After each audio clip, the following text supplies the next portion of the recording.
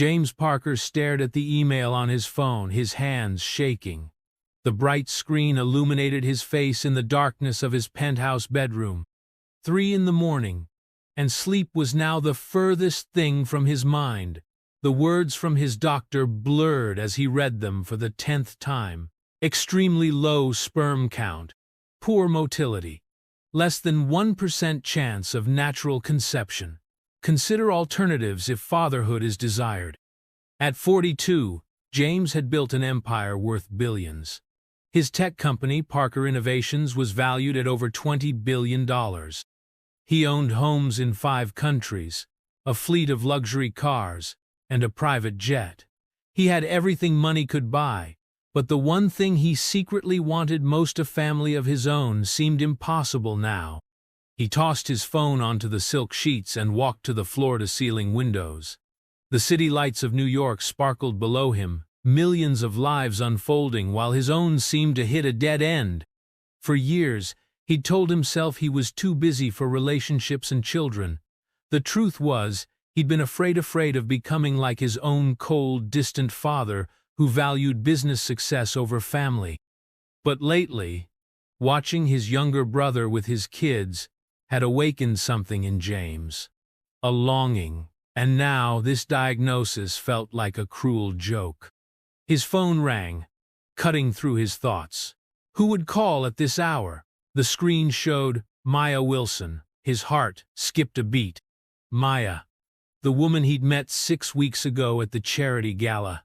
The woman who had captivated him with her intelligence, her warm laugh, and her complete disinterest in his wealth. They had spent one amazing night together before she disappeared from his life, ignoring his calls and messages afterward. With a deep breath, he answered. Maya?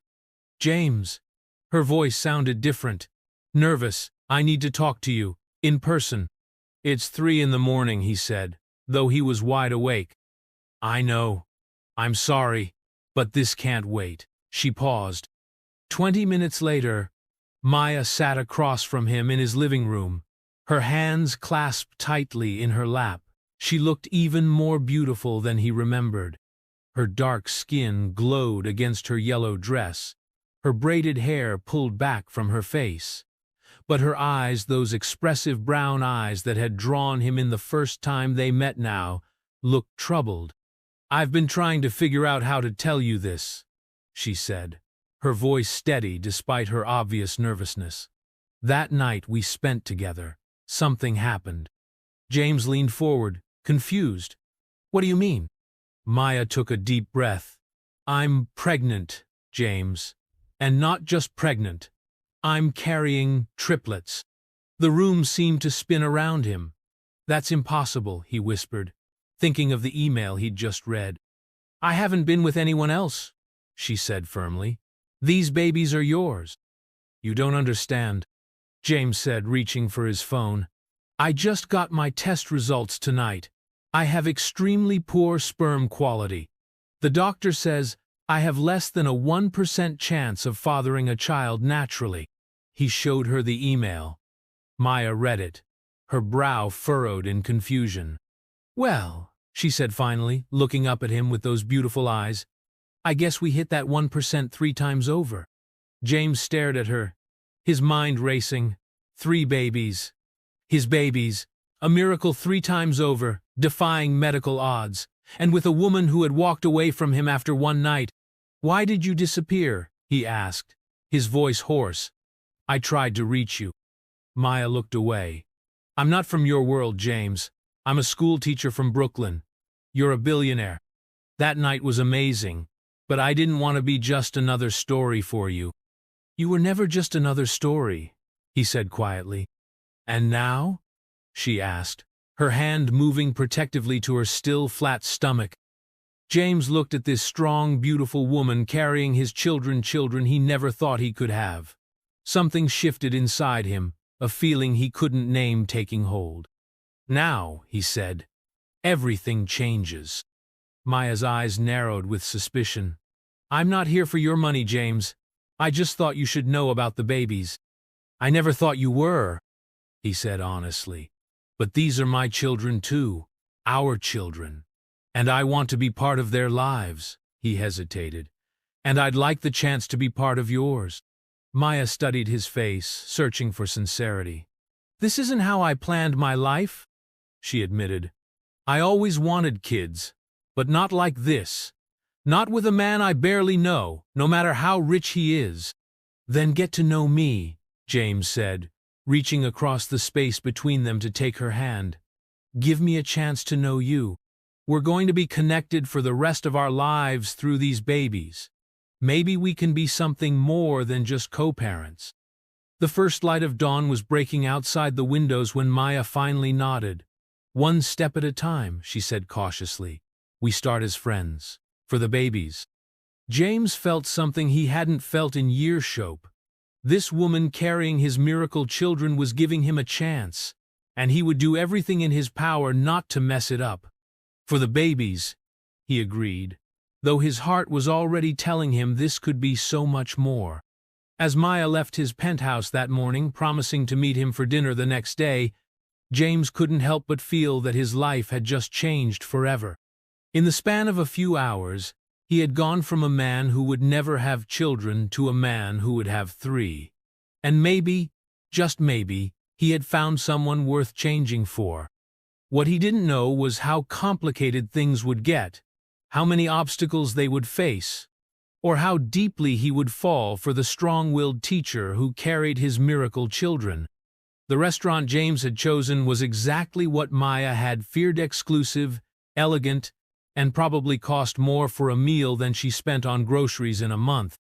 As the matron led her through the dimly lit dining room, she felt the stares of the other patrons. Her simple black dress from Target suddenly felt inadequate among the designer clothes around her. James stood when she approached the table, his smile genuine. "You look beautiful," he said, pulling out her chair. "I'm underdressed," she whispered as she sat down. "You're perfect," he countered, taking his own seat. Maya studied him across the table. In his tailored suit, with his dark hair perfectly styled and his confident posture, James Parker looked every bit the billionaire CEO. It was hard to reconcile this man with the one she had met at the charity gala, the one who had made her laugh, who had listened to her talk about her fifth-grade students for an hour without his eyes glazing over. That was the man she had fallen into bed with. This polished, powerful businessman made her nervous. "How are you feeling?" he asked after they ordered. "Tired. Morning sickness has been brutal," she admitted, "though they say it should start easing soon." James nodded, his expression serious. "I've been reading about multiple pregnancies. They can be complicated." He pulled out his phone and showed her an app. "I downloaded this pregnancy tracker. It tells me the babies are the size of blueberries now." Maya couldn't help but smile. "You've been researching?" "Of course," he said, putting his phone away. "I want to understand what you're going through." He hesitated. "I made some appointments with specialists. The best in the city. I'd like you to see them." Maya's smile faded. "I already have a doctor. She's at Brooklyn Community Health Center. I've been going to her for years." "But she's not a specialist in multiple births," James argued. "These pregnancies carry more risks. You need the best care." "I don't need you to take over my healthcare decisions," Maya said firmly. "I know you mean well, but I'm capable of managing my own pregnancy." James looked taken aback. "I just want what's best for you and the babies." "And you assume that's whatever costs the most," Maya shot back. She took a deep breath, trying to calm herself. "I'm sorry, my hormones are all over the place. But you have to understand, I've been taking care of myself for a long time. I can't just hand over control of my life because you're the father of these babies." James was quiet for a moment. "You're right," he finally said. "I'm used to solving problems by throwing money at them. But this isn't a business deal." "No, it's not," Maya agreed softly. "It's 3 little lives, and our lives too." Their meals arrived, and they ate in uncomfortable silence for a few minutes. "Tell me about your teaching," James said eventually. You mentioned you teach 5th grade? Maya's face lit up. Yes, at Prospect Heights Elementary. I've been there for 7 years.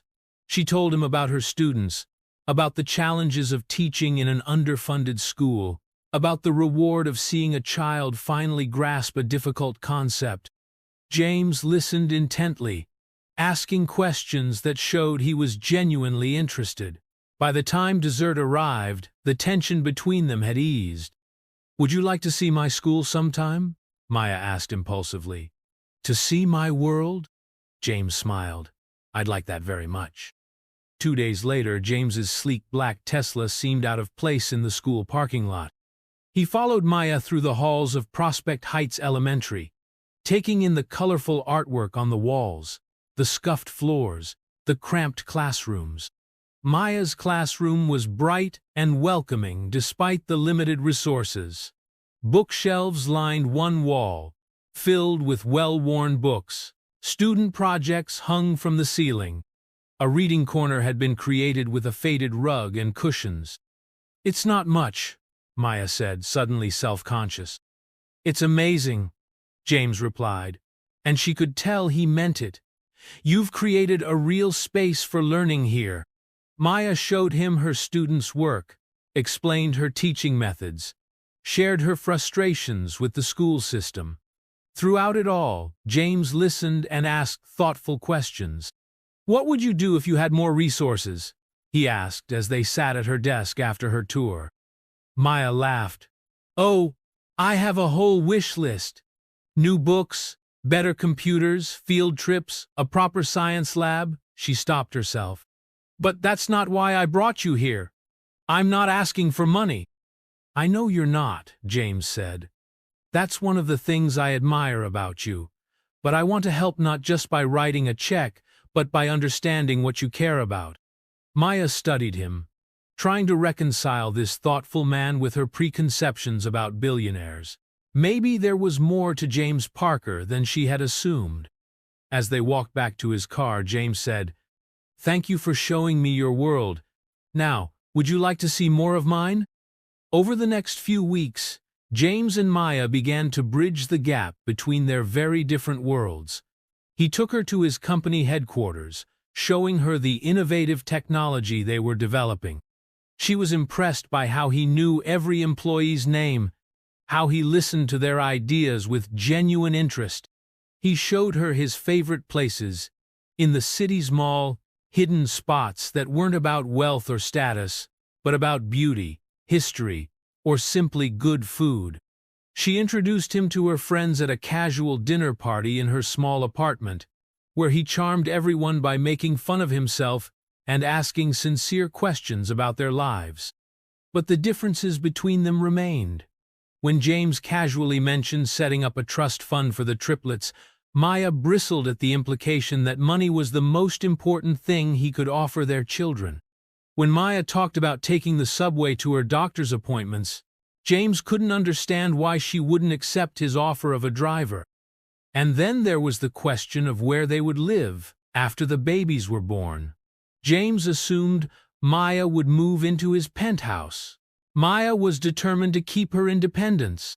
"The babies will need space," James argued one evening as they sat in Maya's tiny one-bedroom apartment. "Babies don't need marble countertops and a doorman," Maya countered. "They need love and stability." "I can provide both," James said, "plus room for them to grow and the best schools and opportunities." "At what cost?" Maya asked. "Moving into your world completely? Becoming dependent on you? What happens if things don't work out between us?" James was quiet for a moment. "Do you want things to work out between us?" The question hung in the air between them. Maya couldn't deny the attraction she felt toward James, the connection that had been growing between them. But she was afraid of losing herself in his world, afraid of getting hurt, afraid of making a mistake that would affect her children. "I don't know," she answered honestly. "I'm trying to take this one day at a time." James nodded, respecting her caution. "One thing I do know," he said softly, "is that watching you carry my children, seeing how strong and determined you are, makes me admire you more every day." Maya felt her cheeks warm at his words. For all their differences, there were moments like this when something sparked between them, something that felt real and promising. As James prepared to leave that night, he hesitated at the door. "I have the 20-week ultrasound on my calendar," he said. "That's when we might be able to learn the baby's genders, right?" Maya nodded, touched that he had remembered. "Next Tuesday, at 2 p.m. "I'll be there," he promised. And as she watched him walk away, Maya realized that despite all her efforts to keep her distance, James Parker was becoming a part of her life, a part she was starting to look forward to seeing. What she didn't know was that forces beyond their control were already at work, forces that would test their fragile connection and force them both to confront what they really want.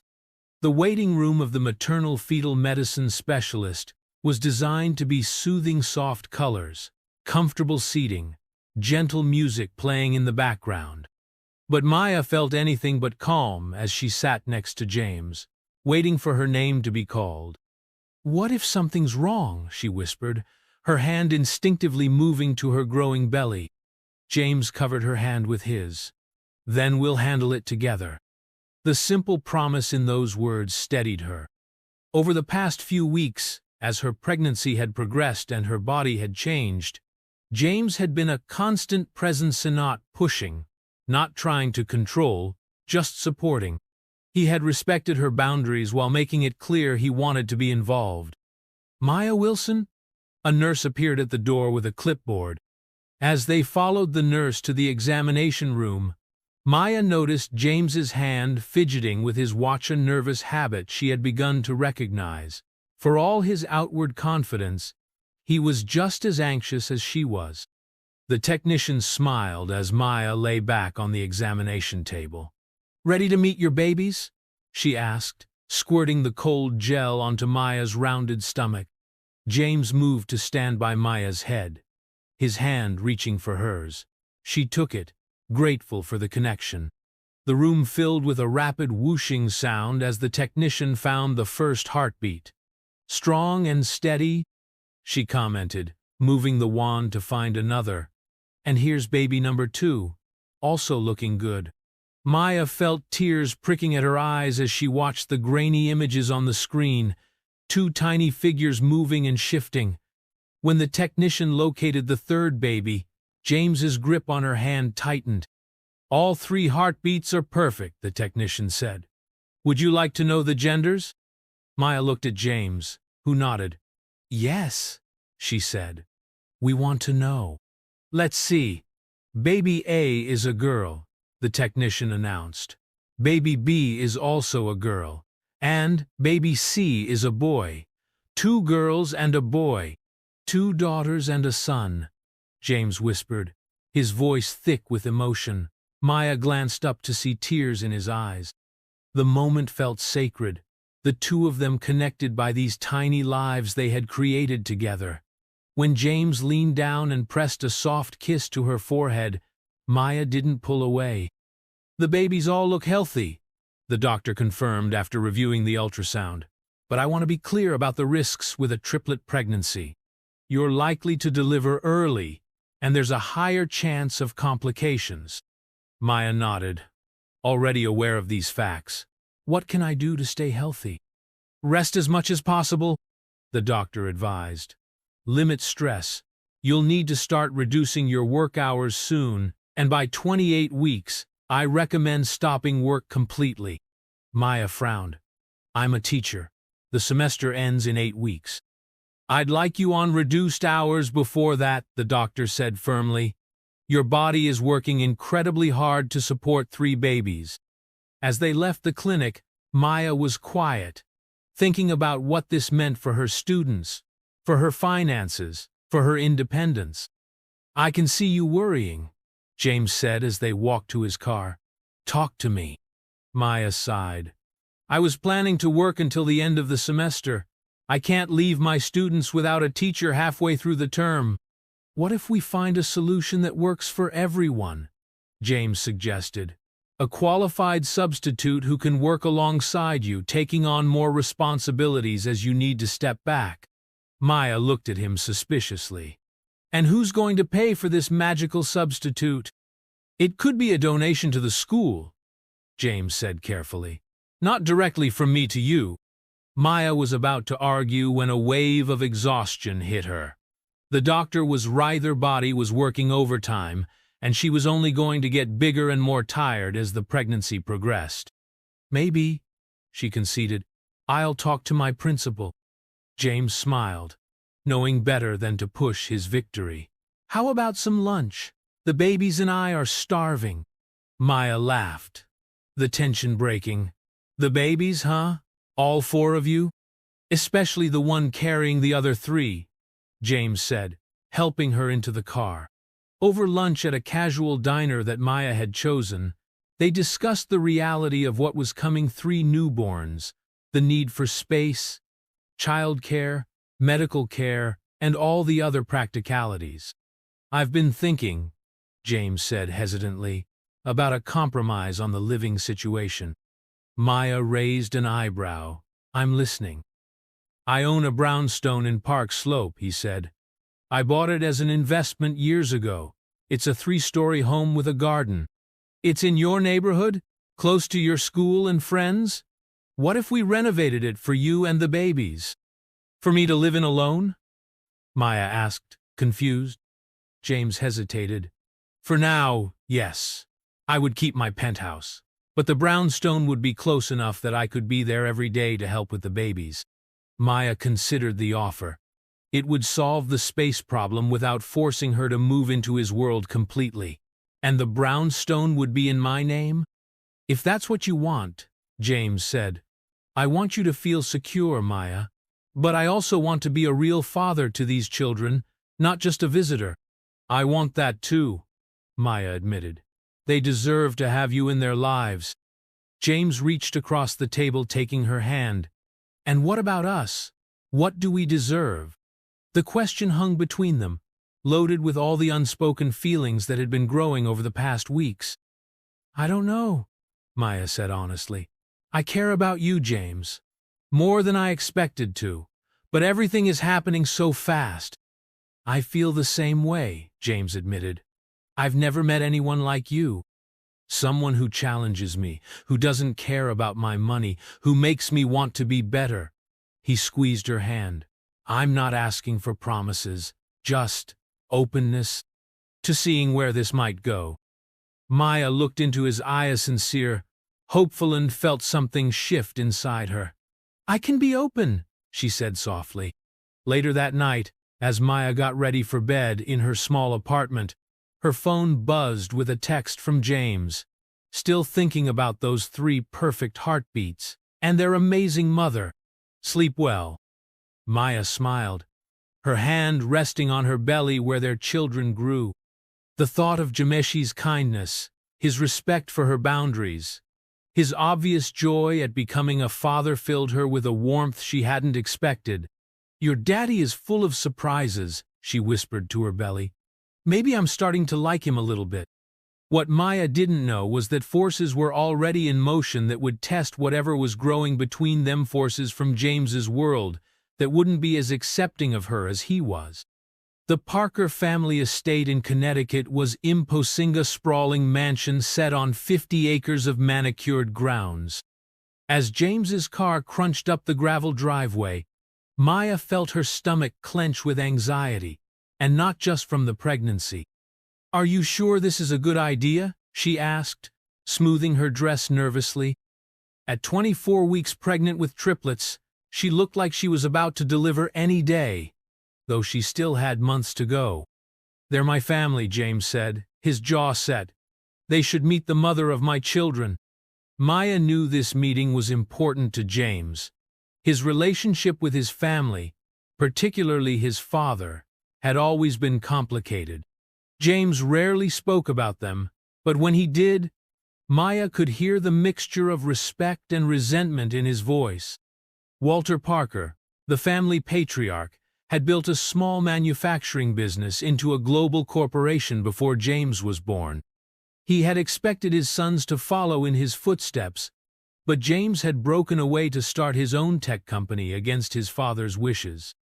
The risk had paid off. Parker Innovations was now worth more than the family's original business, but the breach had never fully healed. As they stepped into the grand entrance hall, Maya felt like she had walked onto a movie set. Crystal chandeliers, antique furniture, oil paintings of stern-looking ancestors. A tall, elegant woman in her 60s approached them, her smile warm but assessing. "James, darling." She embraced her son, then turned to Maya. "And you must be Maya. I'm Catherine, James's mother." "It's nice to meet you, Mrs. Parker," Maya said, shaking the offered hand. "Please, call me Catherine." The older woman's eyes moved to Maya's prominent belly. "And these must be my grandchildren. 3 of them, James tells me. How remarkable." Before Maya could respond, a deep voice interrupted. "So this is the school teacher." Walter Parker stood in the doorway of what appeared to be a study, martini in hand despite the early hour. He was tall like James, with the same strong jaw, but his eyes were colder, calculating. "Father," James acknowledged, his posture stiffening. "This is Maya Wilson. Maya, my father, Walter Parker." "Ms. Wilson?" Walter nodded without offering his hand. "Quite a surprise you've brought to the family." "The babies are a blessing," Catherine said quickly, shooting her husband a warning look. "Come, let's have lunch on the terrace. James's brother Michael and his wife Patricia are already out there with the children." As they walked through the house, Maya whispered to James, "I think your father hates me already." "He's like that with everyone," James assured her, though his tense expression suggested otherwise. Lunch was a strained affair. Michael, James's younger brother, was friendly enough, and his wife Patricia made polite conversation about the pregnancy. Their 2 children, ages 7 and 5, were well-behaved and curious about cousin James's babies. Walter, however, barely spoke, his sharp eyes moving between James and Maya with undisguised disapproval. As the meal progressed, the tension became unbearable. "So," Walter finally said, setting down his wine glass, "have you 2 decided when you're getting married?" Maya choked on her water. James's hand found hers under the table. "We're focusing on the pregnancy right now, Father," James said calmly. "Surely you don't intend to have 3 children out of wedlock?" Walter pressed.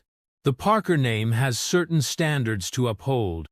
"Walter," Catherine cautioned, "this is hardly the time." "When is the time, Catherine?" Walter demanded. "When he's saddled with child support for 3 children with a woman he barely knows?" "Dad!" Michael protested, glancing at his children. "Maybe the kids should go play in the garden." As Patricia ushered the children away, Maya sat frozen, humiliation washing over her. "I won't have you insulting Maya," James said, his voice low and controlled. "She's carrying my children, and I expect you to treat her with respect." Walter scoffed. "Respect? For a woman who gets pregnant by a billionaire after one night? I know how the world works, James. I wasn't born yesterday." "That's enough." James stood, his chair scraping back. "Maya has never asked me for money." "If you can't see that, it's your loss." Maya stood too, shakily. "I think I should go." "We're both going," James said, taking her hand. "James, please," Catherine pleaded. "Your father didn't mean—" "He meant exactly what he said." James cut her off. "And I won't subject Maya to it." As they drove away from the estate, Maya was silent, tears sliding down her cheeks. "I'm so sorry," James said, his knuckles white on the steering wheel. "I should never have brought you there." "He thinks I'm a gold digger," Maya said quietly. "That I got pregnant on purpose to trap you." "It doesn't matter what he thinks," James insisted. "He doesn't know you." Maya turned to look at him. "But it does matter. He's your father, and he's these babies' grandfather." She hesitated. "What if he's right? What if we're making a mistake? trying to create some kind of family when we barely know each other. James pulled the car over to the side of the road and turned to face her. Maya, listen to me. What's happening between us isn't a mistake. Yes, the pregnancy wasn't planned. Yes, we're still getting to know each other. But every day I spend with you confirms what I felt that first night, that you're special, that we could have something real. Maya wanted to believe him, but the scene at the Parker estate had shaken her. Your family will never accept me. My mother already likes you, James countered. And Michael and Patricia were friendly. Give them time. He took her hand. As for my father, he's a product of his generation and his privilege. But even he will come around when he sees what an amazing mother you are. Maya wasn't convinced, but she was too emotionally exhausted to argue. I just want to go home, she said quietly. When they reached her apartment, James helped her inside and sat with her on the couch, rubbing her back as she tried to get comfortable. I'm sorry I put you through that, he said again. I wanted them to see how amazing you are, but I should have known my father would behave like that. Maya leaned her head on his shoulder, too tired to maintain her usual boundaries. It's not your fault, she said. Speaking of which, James said hesitantly, when am I going to meet yours? Maya stiffened slightly. My parents are missionaries. They're currently in Tanzania. They won't be back until after the babies are born. And they're okay with that? James asked, surprised. They've always lived their own lives, Maya said, a hint of old pain in her voice. They believe their work serving others comes first. James was quiet for a moment. Their loss, he finally said. They're missing out on watching their amazing daughter become a mother. The simple validation brought fresh tears to Maya's eyes. James pulled her closer, and she let herself be held, finding comfort in his arms. We're going to figure this out, he promised. You, me, and 3 beautiful babies. We'll make our own family, with or without their approval. As Maya drifted off to sleep against his chest, exhausted from the emotional day, James gently brushed a strand of hair from her face. In that moment, watching her sleep, feeling the occasional movements of his children inside her, James realized something that both thrilled and terrified him. He was falling in love with Maya Wilson. What he didn't know was that his father wasn't going to simply step back and allow this relationship to progress. Walter Parker was a man used to getting his way, and he had other plans for his son's future plans that didn't include a school teacher from Brooklyn and 3 unplanned children. The brownstone in Park Slope was even more beautiful than Maya had imagined. As she walked through the empty rooms with James, she couldn't help but see the possibilities: the nursery for the triplets, the cozy living room where they would play, the kitchen where she would cook family meals. The renovation team can start next week, James was saying. We'll have to move quickly if we want it ready before the babies arrive. At 28 weeks pregnant, Maya had recently started her maternity leave from teaching. The doctor had warned her that with triplets, she could go into labor as early as 32 weeks, though they were hoping to reach at least 34. It's too much, she protested weakly, even as she fell in love with the high ceilings and hardwood floors. It's not enough, James countered. Nothing would be enough for you and our children. Over the past month, something had shifted between them. The disastrous lunch with James's family had actually brought them closer together, breaking down some of the barriers Maya had carefully constructed. She had finally admitted to herself that her feelings for James went beyond gratitude or friendship, and James had become more open about his own feelings, though neither of them had put a name to what was growing between them. I was thinking the 3rd floor could be a home office for you, James said, leading her up the stairs. Maya smiled, touched by his consideration. You've thought of everything. I'm trying, he admitted. I want you to be happy here, Maya. I want this to feel like home. As they stood in what would be the master bedroom, looking out at the tree-lined street below, Maya felt a flutter of excitement mixed with fear.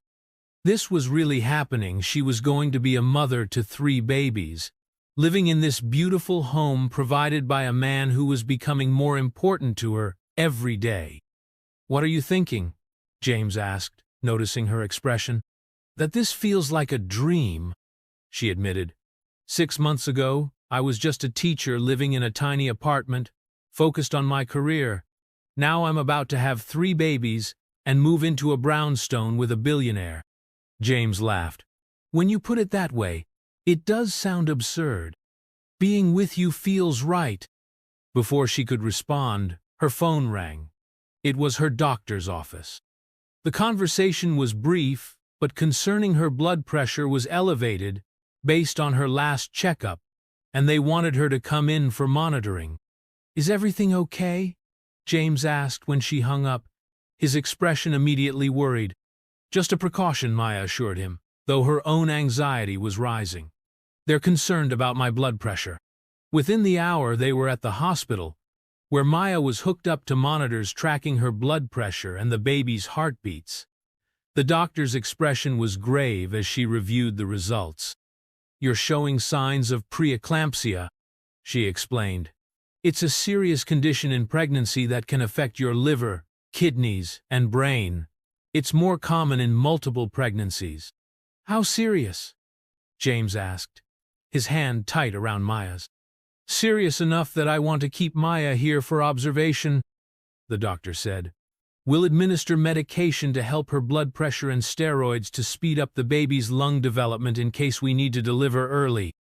Maya felt the room spinning. "Deliver? But I'm only 28 weeks, that's too early." "We're going to do everything we can to keep those babies inside as long as possible," the doctor assured her. "But I need you to understand the risks. If your condition worsens, we may have no choice but to deliver." As the medical team prepared a room for her, James never left Maya's side. He made calls to her principal and her friends, arranging for her classes to be covered and her apartment to be looked after. He spoke with his assistant about postponing meetings and clearing his schedule indefinitely.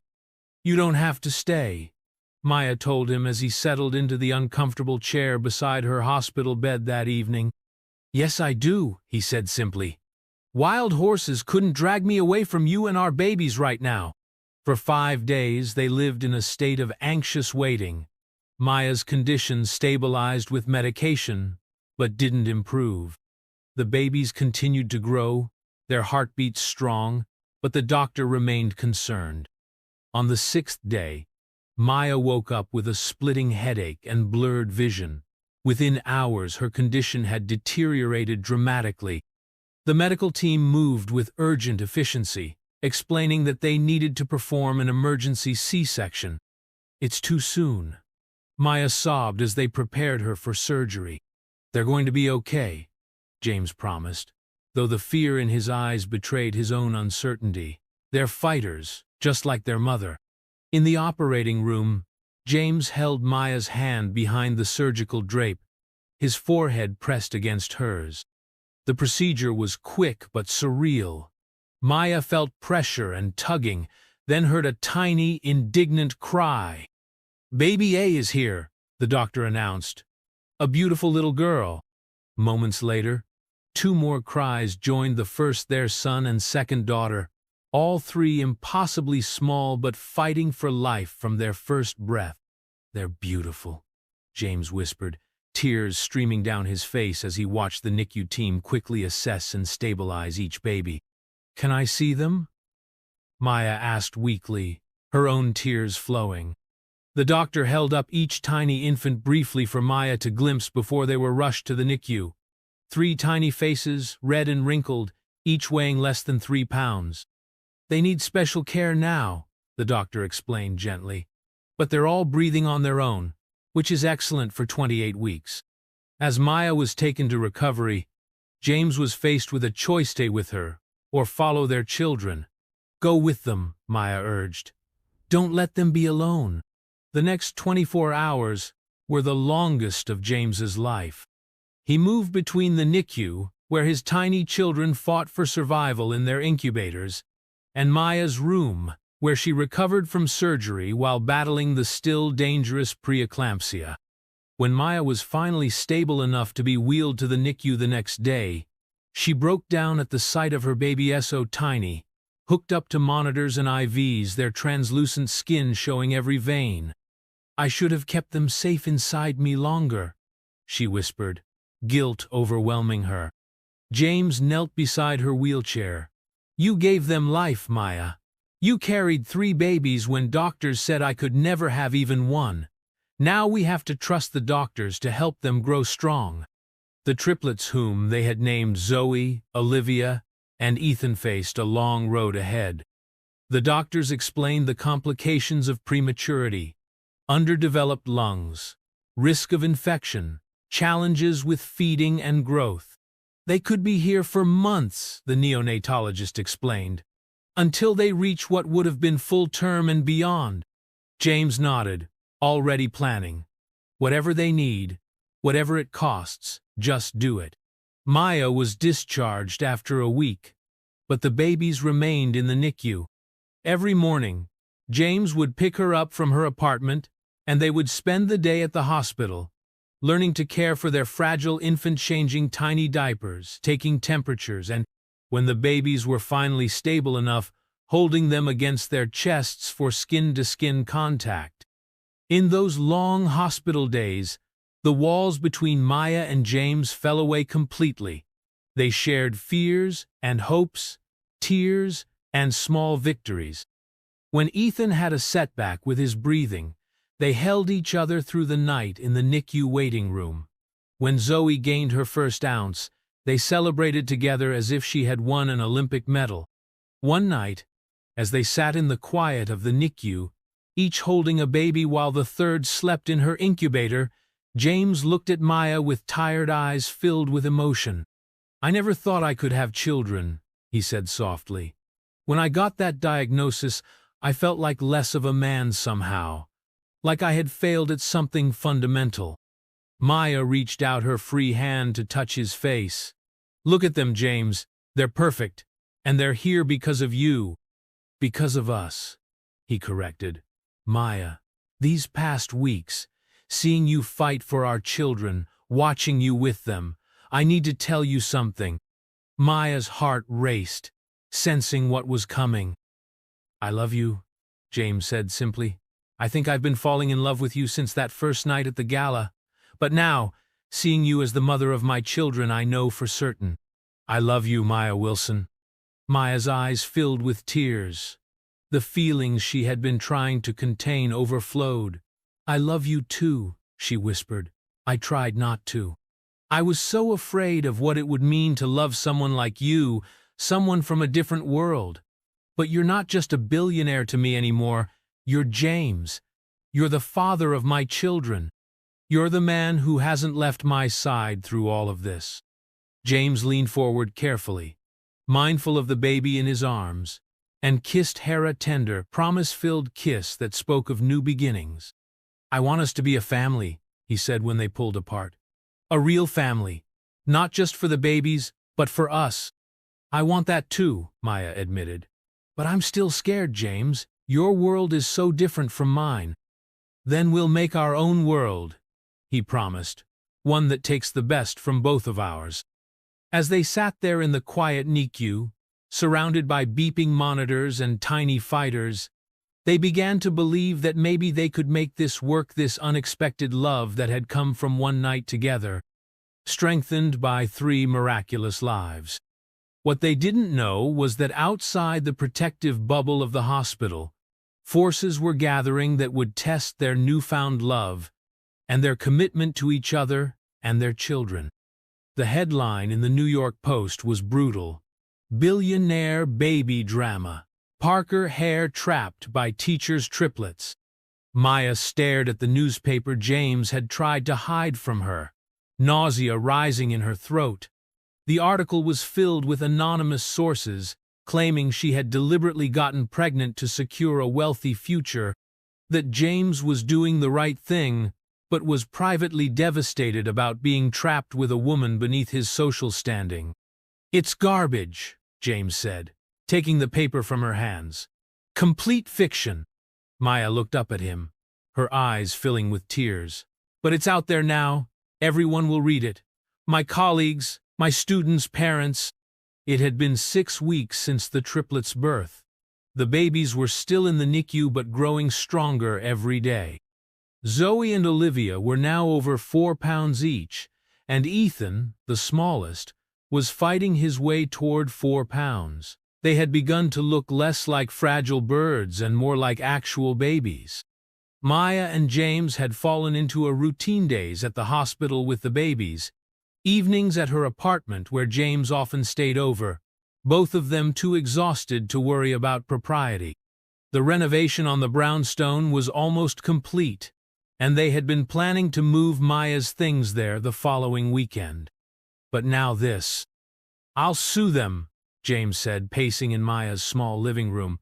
"I'll make a statement denying everything." "And draw more attention to it?" Maya shook her head. "That won't help." James sat beside her, taking her hands. "I'm so sorry, Maya. This is my fault. Being with me puts you in the public eye." "Who would do this?" she asked, still stunned by the viciousness of the article. James's expression darkened. "I have a pretty good idea." That evening, after spending the day with their babies, James drove to his parents' estate in Connecticut. He found his father in his study, nursing a scotch, and looking entirely unsurprised by his son's unannounced arrival. "I assume you've seen the article," Walter said calmly. "Did you plant it?" James demanded, his anger barely contained. Walter shrugged. "I may have spoken to a few people about my concerns for your future." "My future?" James's voice rose. "You mean the future where I have 3 beautiful children and a woman I love? A future where you throw away everything for a gold digger who trapped you with a pregnancy," Walter countered. James clenched his fists, fighting for control. "Maya didn't trap me. Those babies weren't planned by either of us." "She doesn't have to ask," Walter scoffed. "She's got you wrapped around her finger. The brownstone, the designer baby furniture, the private NICU suite. You're already hemorrhaging money on her." "On my family," James corrected. "My children and the woman I love." "Love?" Walter stood, his own anger rising. "You barely know her. What about Victoria Ashton? You two have known each other for years. Her family owns half of Manhattan. That's a suitable match for someone in your position." James stared at his father in disbelief. "Victoria? We went on 2 dates 3 years ago. Is that what this is about? You're still trying to arrange a marriage for me like it's the 19th century? I'm trying to protect you," Walter shouted. "And the company you built. Do you think investors want to see the CEO distracted by baby mama drama?" "Don't you ever call her that again," James said, his voice dangerously quiet. "Maya is the mother of my children, the woman I intend to spend my life with. And if you can't accept that, if you can't treat her with respect, then you won't be part of our lives, or your grandchildren's lives." Walter's face reddened. "You would cut me off from my own grandchildren?" "In a heartbeat," James confirmed, "if that's what it takes to protect Maya and our children from your toxic attitude." As James drove back to the city, his conversation with his father replayed in his mind. He had meant what he said. He would protect Maya and their children from anyone who tried to hurt them, even his own father. But when he arrived at Maya's apartment, he found it empty. Panicked, he called her phone, only to have it go straight to voicemail. He called the hospital next, terrified that something had happened to one of the babies. "Ms. Wilson left about an hour ago," the NICU nurse informed him. "The babies are all doing well." Where could she have gone? James paced the apartment, growing more worried by the minute. Finally, his phone rang, not Maya, but her friend Layla. "She's with me," Layla said without preamble. She saw more articles online. "It's bad, James." "Can I talk to her?" he asked. "She doesn't want to talk right now," Layla said, her voice cool. "She needs space." "Space?" James repeated, incredulous. "We have 3 babies in the NICU. We're supposed to be moving this weekend. She can't just disappear." "She's not disappearing," Layla said firmly. "She's taking a night to think. And frankly, she has every right to. Do you have any idea what it's like to be called a gold digger on the front page of a newspaper? To have your most private life dragged into the spotlight?" James sank onto Maya's couch, the fight draining out of him. Tell her I confronted my father. I told him if he can't respect her, he won't be part of our lives." There was a long pause. "I'll tell her," Layla finally said. "Give her tonight, James. She'll be at the hospital to see the babies tomorrow morning." James barely slept that night, missing Maya's presence beside him more than he would have thought possible just months ago. How had she become so essential to him so quickly? The next morning, he arrived at the NICU early, his heart lifting when he saw Maya already there, holding Olivia against her chest. Her eyes were red-rimmed from crying, but she gave him a small smile as he approached. "I'm sorry I left like that," she said quietly. "I needed to clear my head." James sat in the chair beside her, reaching out to stroke Olivia's tiny head. "I understand. I'm sorry about the articles. I confronted my father." Maya nodded. "Layla told me." She hesitated. "James, I've been thinking, maybe we're rushing things. Maybe we need to slow down." Fear gripped his heart. "What do you mean?" "I mean, maybe I shouldn't move into the brownstone yet. Maybe we need more time to be sure about us before we create this family fantasy." "It's not a fantasy," James protested. "It's what we both want. What we've been planning." "Is it?" Maya looked up at him, her eyes full of doubt. "Or have we been caught up in the babies and the drama and the intensity of it all?" "James, 6 months ago we didn't even know each other. Now we're talking about living together, raising 3 children together. Loving each other," James added softly. "Or has that changed too?" Maya's eyes filled with tears. "No, that's the problem. I do love you, but I'm afraid of losing myself in your world. Those articles, they made me realize how people see me. As a nobody who trapped a billionaire." "I don't care what people think," James said fiercely. "But I do," Maya countered. "I care what my students' parents think, what my colleagues think, what your business associates think when I'm at events with you." "So what are you saying?" James asked, dreading her answer. "I'm saying I need to be sure that what we have is real and strong enough to withstand all of that. I'm saying maybe I should move into the brownstone alone with the babies at first. We can still be together, still see where this relationship goes, but take the pressure off." James wanted to argue, to convince her that they belonged together, that they were strongest as a family, but he could see the fear in her eyes, the vulnerability. Pushing her now might only push her away completely. "If that's what you need," he said finally, "then that's what we'll do. But Maya, nothing in those articles changes how I feel about you. I love you. I want a future with you, and I'll wait as long as it takes for you to be ready for that." Maya reached for his hand, squeezing it gently. "Thank you for understanding." For the next 2 weeks, they focused on the babies, celebrating each milestone. Ethan finally reaching 4 pounds, Zoe taking her first bottle instead of being fed through a tube, Olivia having a full day without any breathing episodes. The doctors were cautiously optimistic that the triplets might be able to go home in another 2 to 3 weeks if they continued to progress. The renovations on the brownstone were completed, and despite the change in plans, James helped Maya move in, making sure everything was perfect for her and the babies. He set up a sophisticated security system, hired a night nurse to help with feedings, and arranged for a housekeeper to come 3 times a week. "You don't have to do all this," Maya protested. "Yes, I do," James insisted. "You're going to have your hands full with 3 newborns. Let me help in the ways I can." Though Maya was living in the brownstone alone, James visited every day, spending hours at the NICU with her and the babies. They were careful with each other, both afraid of saying the wrong thing, of pushing too hard or pulling away too much. But beneath the caution, their feelings continued to grow.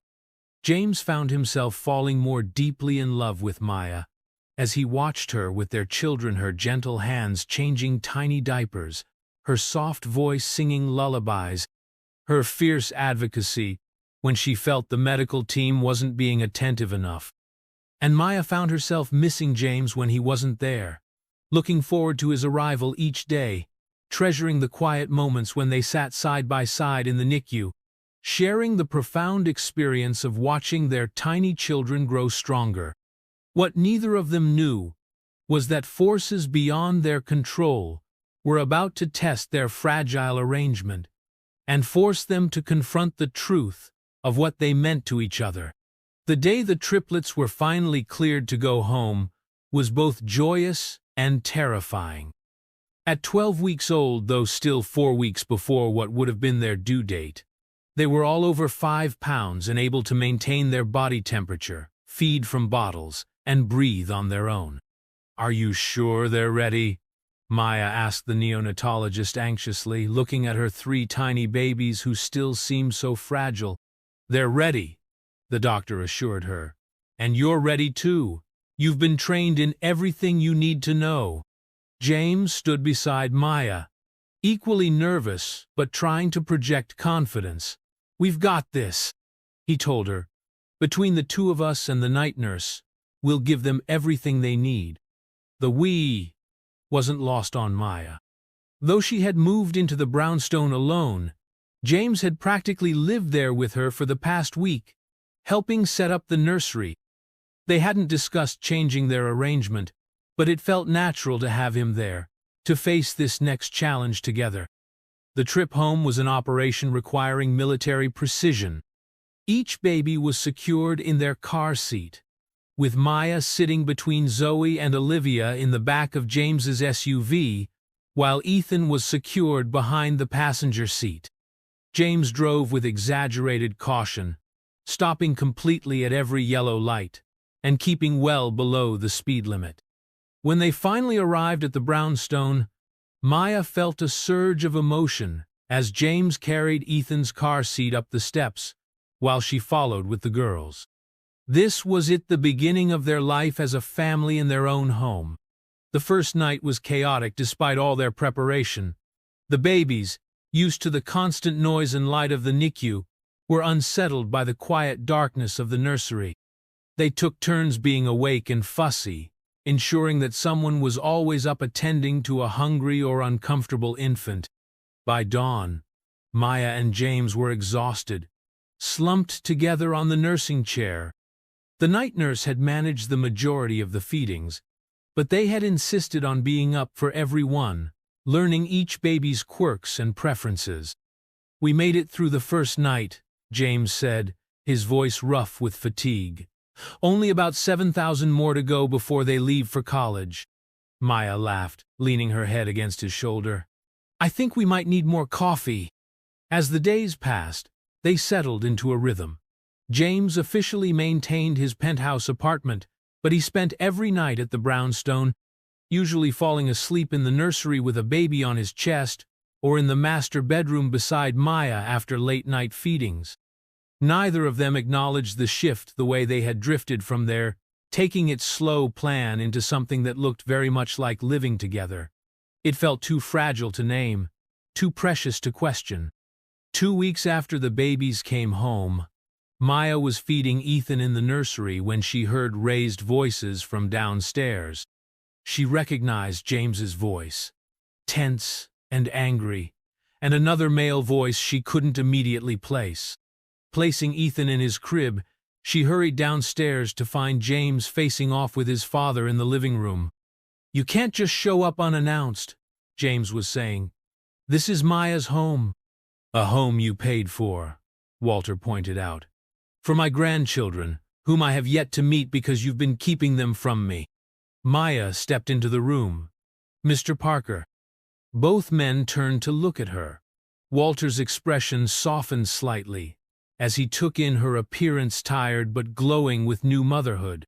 "Ms. Wilson," he said, with more warmth than she had expected. I apologize for the intrusion. I wanted to see the babies." Maya exchanged a look with James, who seemed torn between protecting her and allowing his father this small concession. "They're upstairs," she said finally. "Ethan is awake. The girls are napping." Walter nodded, an almost vulnerable expression crossing his face. "May I?" "I'll take you up," James said, still suspicious of his father's motives. "But if you upset Maya or the babies in any way, you're out." Maya followed them upstairs, watching as Walter Parker, titan of industry and intimidating patriarch, transformed into an awkward, emotional grandfather at the sight of tiny Ethan waving his fists in his crib.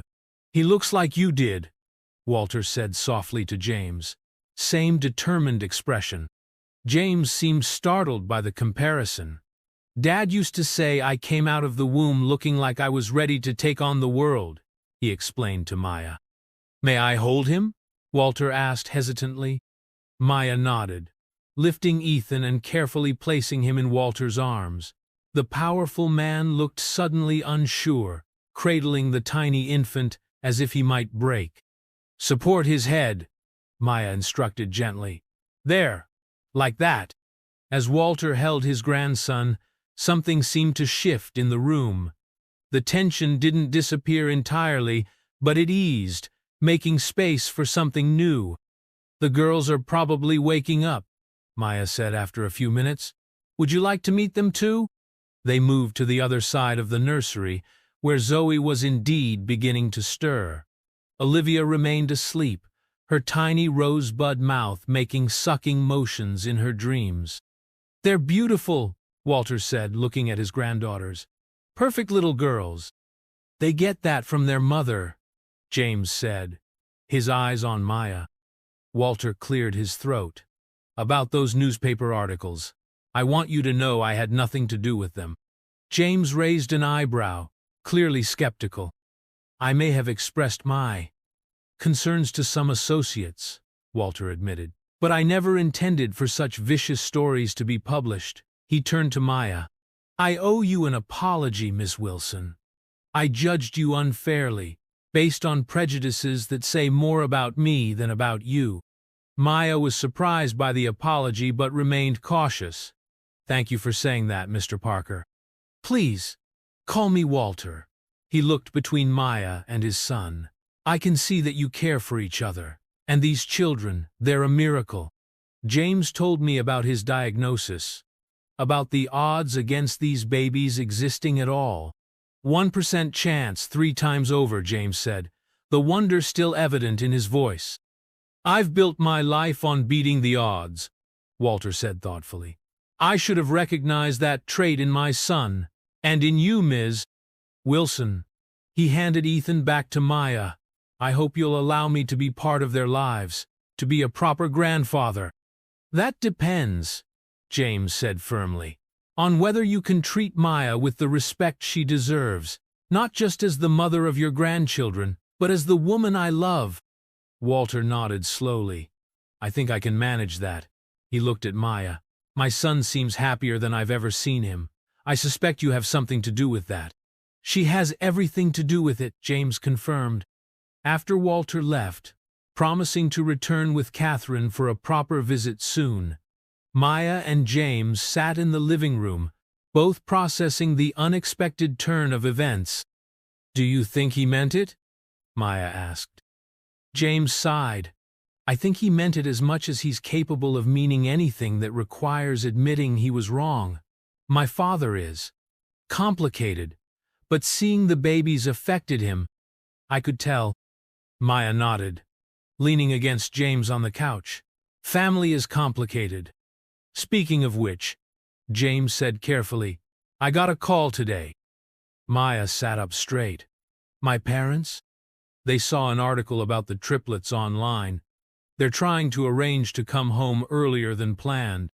Maya felt a mixture of emotions: excitement at the thought of seeing her parents after so long, anxiety about introducing them to James and the babies, hurt that it had taken media attention to bring them home.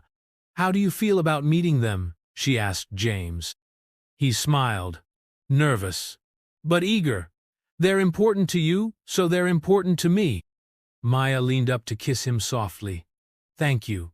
For everything. For being here through all of this. For loving me and our babies. James pulled her closer. There's nowhere else I'd rather be. This you and our children, this is everything I never knew I wanted. As they sat there in the peaceful quiet of their home, their babies sleeping upstairs, Maya realized something important. Despite her initial plan to maintain her independence, to take things slowly, she and James had already become a family. He wasn't just visiting, he was home, here, with her and their children. James, she said softly, I think it's time we stopped pretending. He looked at her, puzzled. Pretending what? That you don't live here, that we're not doing this together. She took his hand. Stay. Not just tonight or tomorrow night. Stay for good. The smile that broke across his face was like sunrise. Are you sure? I thought you needed time, space. I've had time. And space isn't what I need anymore. She squeezed his hand. James pulled her into his arms, his joy evident in the way he held her. In the kiss he pressed to her forehead. He whispered against her hair. This is home. You are home.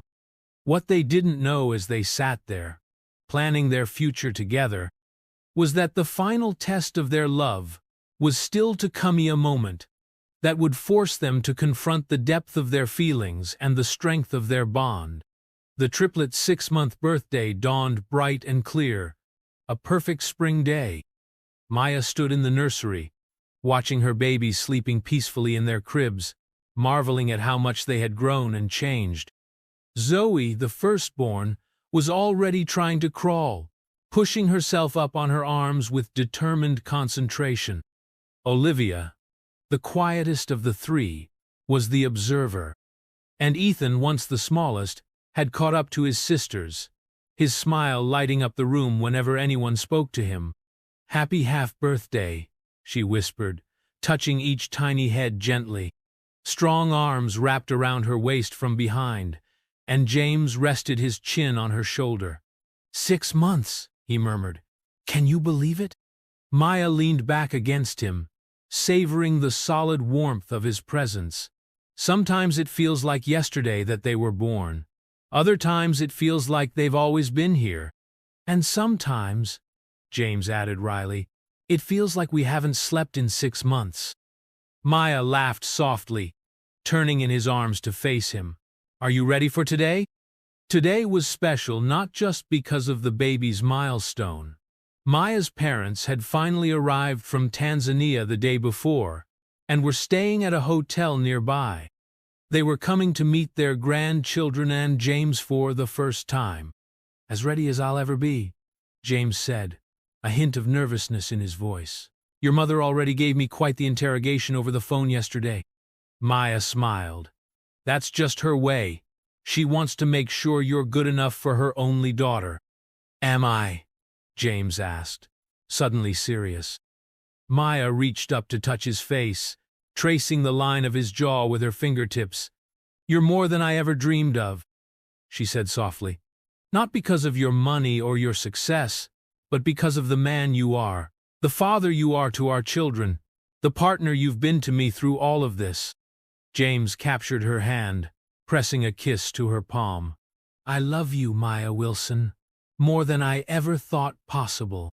I love you too, she whispered, stretching up to kiss him properly. They were interrupted by Ethan's happy babbling from his crib, followed quickly by Olivia's more insistent cries. Duty calls, James said with a smile, already moving toward Olivia's crib. I'll change the girls if you take the little man. As they moved through their morning routine diaper changes, bottles, breakfast for themselves grabbed in quick bites between tending to the babies, Maya marveled at how seamlessly they had become a team. James, once the hard-driving CEO who worked 16-hour days, now spent mornings with the babies so Maya could shower in peace, and took conference calls with Ethan sleeping on his chest. Maya, who had been so determined to maintain her independence, now gladly accepted James's help and support, recognizing that partnership didn't mean surrender. At 11 o'clock, the doorbell rang. James, who had been playing with Zoe on the living room floor, looked up with thinly veiled anxiety. "That's probably them," Maya said, smoothing her dress nervously. "I'll get it." Her parents stood on the doorstep, her mother elegant as always, despite the long journey, her father's beard showing more gray than the last time she had seen him. "Maya," her mother exclaimed, pulling her into a tight hug. "Let me look at you. Motherhood suits you." Her father hugged her next, his embrace strong and familiar. "We've missed you, sweetheart." "Come in," Maya said, leading them into the house. "There are some people I want you to meet."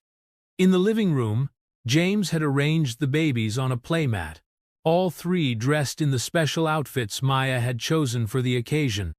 He stood as Maya entered with her parents, his expression a mixture of nervousness and determination. "Mom, Dad, this is James Parker," Maya said, moving to stand beside him. "James, my parents, David and Eleanor Wilson." James shook hands with both of them, his manner polite but warm. "It's a pleasure to finally meet you both." "And we've read quite a bit about you, Mr. Parker," Eleanor said, her tone making it clear she wasn't referring to business news. "Please, call me James," he said, "and I hope you'll give me the chance to show you who I really am, beyond what you might have read." David Wilson nodded, his expression thoughtful. "That seems fair." "And these," Maya said, leading her parents to the playmat, "are your grandchildren, Zoe, Olivia, and Ethan." The tension in the room dissolved as Maya's parents knelt beside the babies, all their attention focused on the three small miracles before them. Eleanor immediately picked up Olivia, cooing to her in the universal language of grandmothers, while David let Ethan grab his finger with a surprisingly strong grip. "They're beautiful, Maya," her mother said, tears in her eyes. "Perfect. They have your smile," her father added, looking up at his daughter with pride.